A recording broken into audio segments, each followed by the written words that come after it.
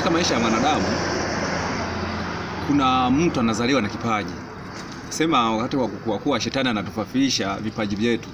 Lakini kipaji changu kiko hivi. Hiki hapa, kama utapenda kuigizia iwe kama mimi. Haya. Pia najua utapendezwa sana kufuatilia namna hivi ilivyo. Najua umeshaona kipaji changu ambacho na wewe utafurahisha sana kukitumia. Kwa hiyo fuatilia sana hata katika mitandao yetu ya kijamii.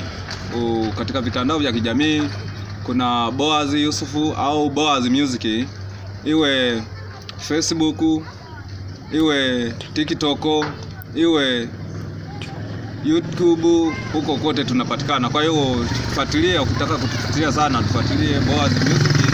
Ukitaka kufurahisha, maana tunacheza, sisi ni wachezaji wa movie. Kwa hiyo usisahau kutufuatilia katika mitandao ya kijamii. Asanteni.